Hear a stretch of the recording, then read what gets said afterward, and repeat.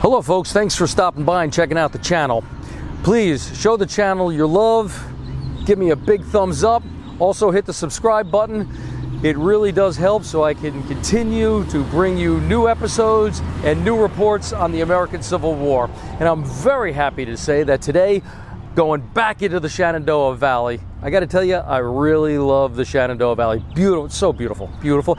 I'll tell you, if I did not love Gettysburg and the area around Gettysburg so much, which is where I live now, I would definitely be looking for a house here in the Shenandoah. You know, a house where I could open up the front door or the back door or both and see a beautiful mountain and be so close to so much Civil War history. Hello and welcome back to my channel, Civil War Reports. I am your War of the Rebellion reporter, Brian Thomas Kopak. And you know, when you think of come here, girl. When you think of the Civil War, well, I mean, what usually comes to mind? Things like battles, generals, the presidents, artillery. One thing that gets overlooked, unfortunately, and neither army could have survived without them, is the horse. I'm here with my... Hey, what are you doing? You gonna be like Sven from the movie Frozen and share? Can I? No. Anyway, so today we're going to be taking a look at 3 Confederate war horses because neither army could have survived without the use of horses and mules. So today we're going to take a look at 3 famous Confederate war horses. Come on, be like Sven and share. All right, we're going to be taking a look at Stonewall Jackson's horse, Little Sorrel. We're going to be taking a look at Lee's favorite war horse, Traveler, and General Longstreet's favorite war horse, Hero. All right? You know, you guys were famous and very important way back when. Sure you don't want to share this with me? Guess not. All right. Thanks for tuning in. Let's talk about the war horses.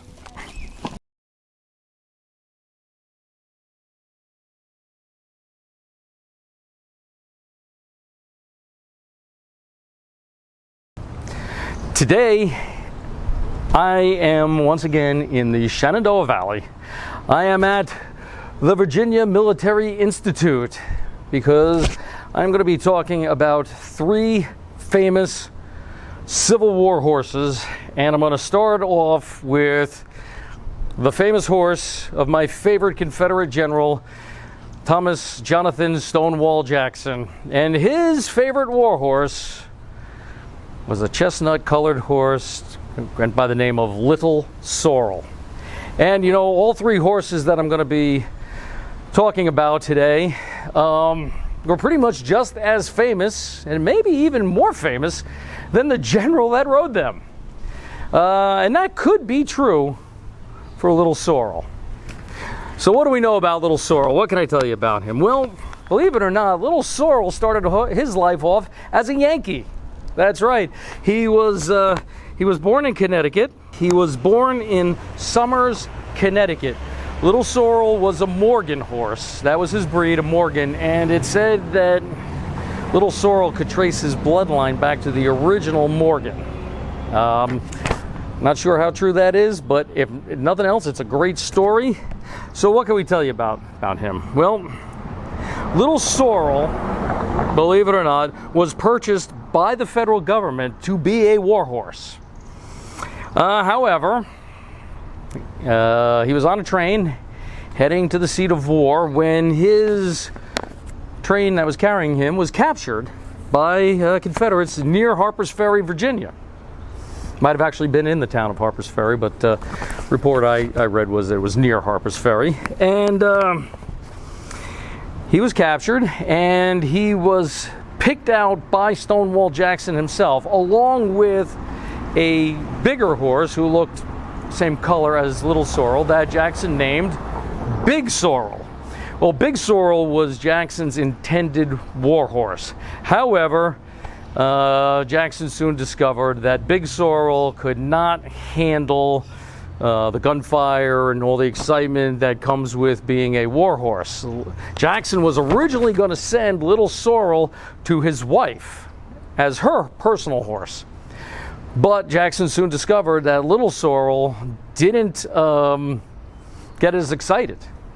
In fact, he handled the duties of a war horse very well. And Jackson was very impressed by the fact that Little Sorrel, despite being, as Jackson described him, as kind of gaunt in nature, had incredible stamina. And that's what Jackson wanted in his warhorse, because remember, and we're going to talk about this in a future episode, Jackson earns his reputation in the Shenandoah Valley, and his troops are given the nickname the Foot Cavalry. So Jackson needed a warhorse that had incredible stamina, and that's what Little Sorrel had. He was described as chestnut in color. He stood about 15 hands, so he was rather a shorter horse. Most of them were 16 hands. The horses we're going to look at, Traveler was 16 hands. Longstreet's horse, Hero, was also 16 hands. So Little Sorrel was just a little bit shorter, about 4 inches shorter than Lee's horse and Longstreet's horse. Jackson and Little Sorrel were pretty much inseparable, and Little Sorrel was ridden in all of Jackson's major campaigns. The Shenandoah, 7 Days, Second Manassas, he was there at Fredericksburg, and unfortunately he was also on Little Sorrel the night that Jackson was mortally wounded. So what became of Little Sorrel after the war? Well, he became famous, very famous, because this is the horse that Stonewall Jackson rode. And after the war, Jackson's widow made sure he attended fairs and county fairs around the country. Believe it or not, Little Sorrel was actually taken to New Orleans for the World's Fair in 1885. Unfortunately, that trip may have been too much for Little Sorrel.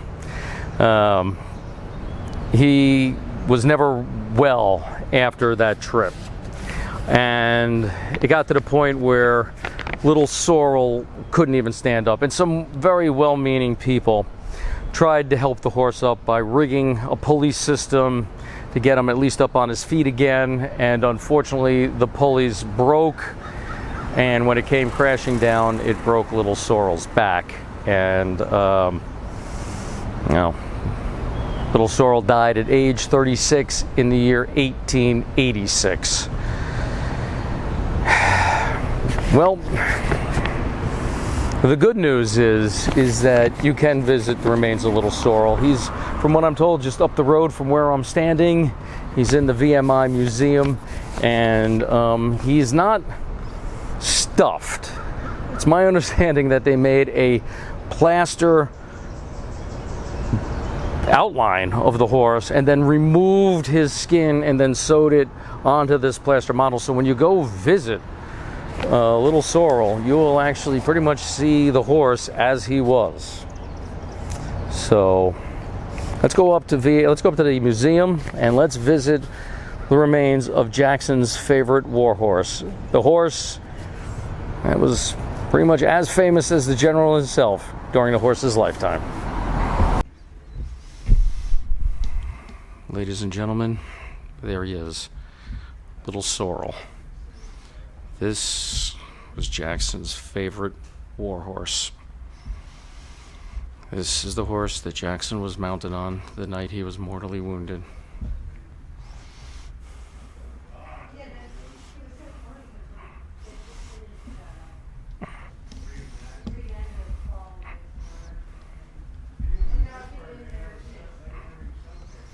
This horse,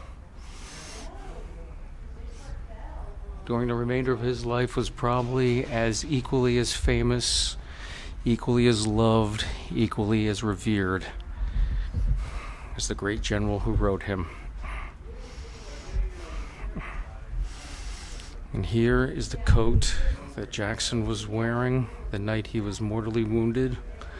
I don't know if you can see it, but there is the bullet hole that resulted in the loss of Jackson's left arm, which then resulted in him getting pneumonia and passing away on May 10th. As I mentioned, Little Sorrel, after his famous owner passed away, was taken to county fairs, a World's Fair. People wanted to come and see the horse that rode Jackson into history.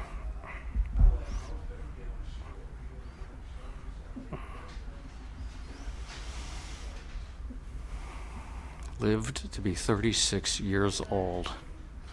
Very long time for a horse.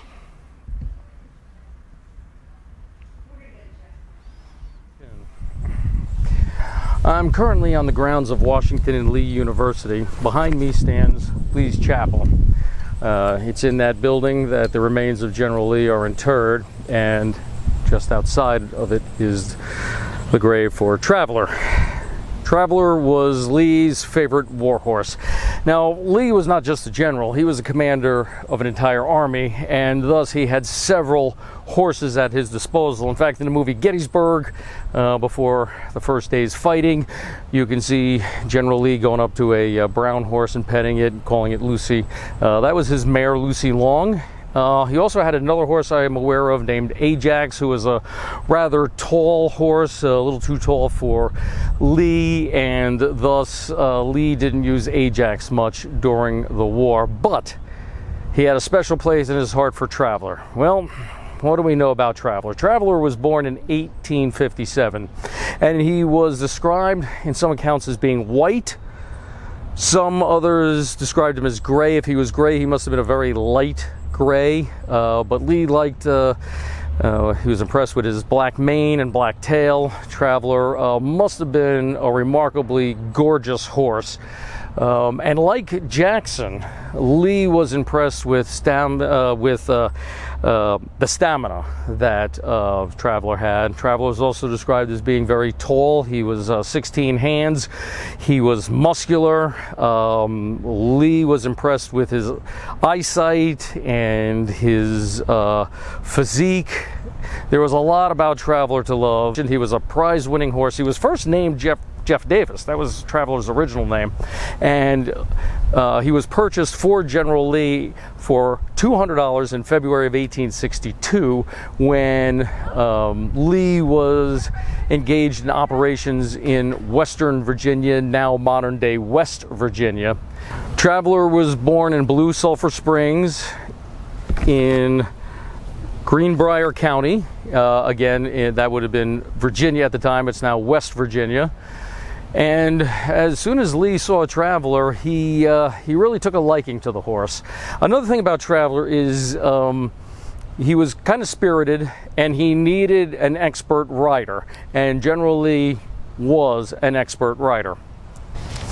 Even after the war, General Lee continued to ride Traveler, really up until General Lee's dying day. General Lee passed away on October 12, 1870, while he was a professor here at, well, at the time was Washington University. It's since been named Washington and Lee University. And there is one story about Traveler. As I mentioned, he did require an expert handler, and Lee was, without a doubt, a very, very accomplished equestrian. But I think it was during or shortly after the Second Manassas campaign, Lee was thrown from Traveler, and Lee actually entered Maryland for what would ultimately be the Sharpsburg campaign, or Battle of Antietam as it's known in the North, with his hands in splints because he suffered some injuries from the fall. But he still loved Traveler. Traveler was, without a doubt, his favorite war horse. And if you go to Gettysburg, there's the Virginia State Monument. There is Lee up on top of the monument, and it even states he's on Traveler. Folks, I'm back on the Gettysburg battlefield.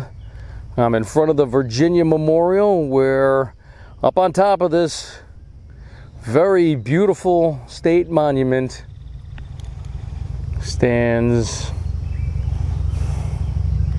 a famous horse, Traveler, with his even more famous general mounted on top.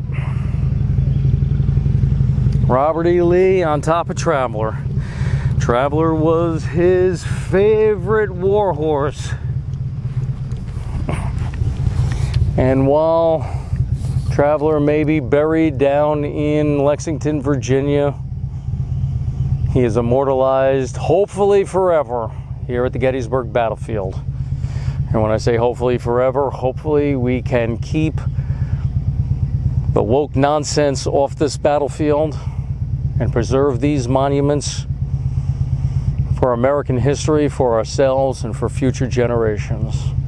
This fitting tribute to Traveler is just outside Lee Chapel, where remains of General Lee are interred. Unfortunately, Traveler did not live as long as little Sorrel. Shortly after General Lee passed away, Traveler stepped on a rusty nail and developed lockjaw, and the horse was put out of his misery in 1871. The remains of Lee's favorite war horse are right here.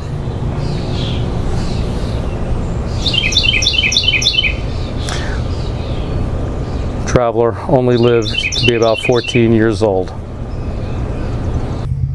So now let's take a little drive down West Confederate Avenue to take a look at a third Confederate war horse who may not be as famous as little Sorrel or Traveler, but nevertheless was still somewhat well known and somewhat popular during his time. Unfortunately, history may not have been so kind to this horse because of his rider, who is a famous, and to some people, infamous Confederate general.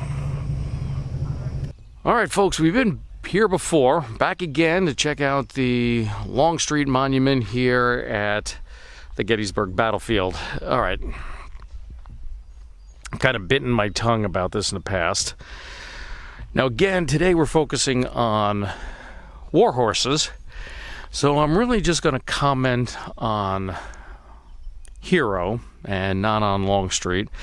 Now, I want to say I read online that the Longstreet family, the descendants of General James Longstreet, have approved of this monument. And there have been some comments left in the past when I've looked at General Longstreet about this monument. So this monument was put here in place in 1998. In the 1990s, I did donate $20 towards this monument. And when I finally saw it here, well, a little disappointed. If you ever do come here to visit it, there are two plaques. See one of them here in the distance, right there. And there's another one right over here. They do tell the life of James Longstreet pretty well, very briefly, but do a good job. But today we're looking just at the horse. We're looking at Hero. I was a little disappointed the first time I came here and saw that this monument was not on a pedestal up in the air like all the other equestrian statues here at Gettysburg. I thought Hero looked like a pony more than a horse. And, well, there it is. But anyway, let's talk about Hero. So, Longstreet had really two war horses during the war. One was named Fly By Night, and the other one is Hero. And I'm told this is supposed to be Hero, his more popular of the two war horses. And, not much is written about him. I mean, Hero did not have the notoriety of a little Sorrel or a Traveler.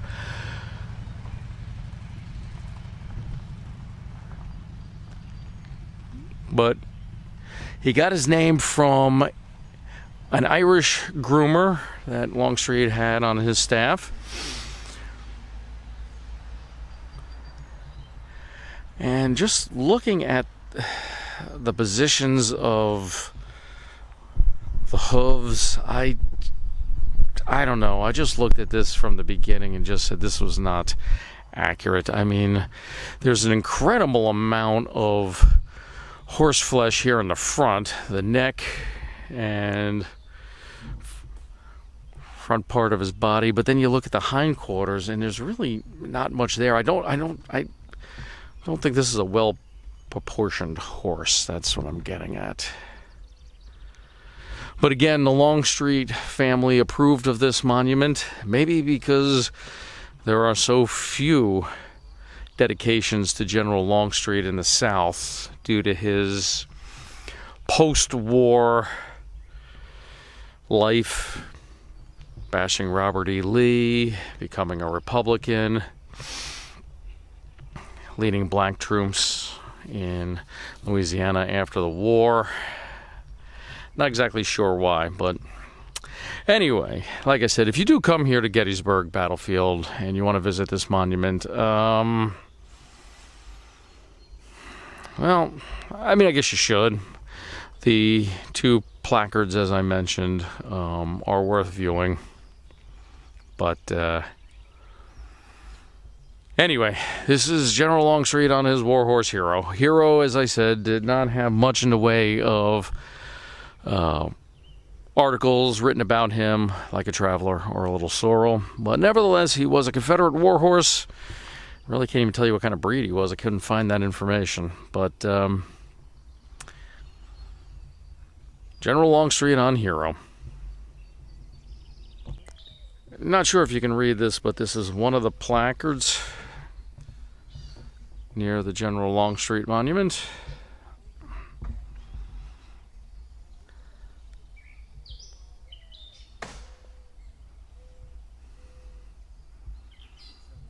And this one talks about his actions here at Gettysburg, July 2nd, 3rd, and 4th. And here is the other placard near General Longstreet. And this one gives a brief overall look at his life and his military career. Talks about him graduating from West Point in 1842 and serving in the Mexican War. Obviously, the bulk of what's written here is going to involve the Civil War. And at the bottom, there's a great quote from General Lee that says, quote, "Ah, here is Longstreet. Here's my old war horse," end quote. That was mentioned by Robert E. Lee at the Battle of Antietam, or the Battle of Sharpsburg, on September 17th, 1862.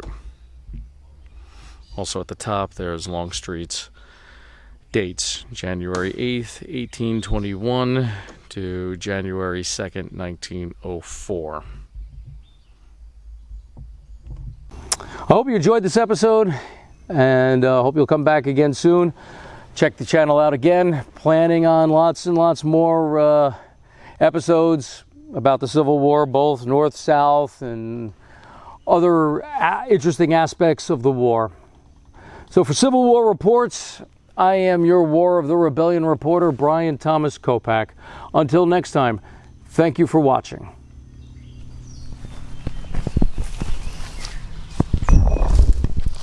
And if you like what you saw today, please hit the subscribe button. Give a thumbs up. Also, notify your friends. Let them know about this channel and ask them to subscribe as well. If you like, you may leave a question or a comment below, and perhaps I will answer your question in a future episode of Civil War Reports. Until next time, please keep the history alive.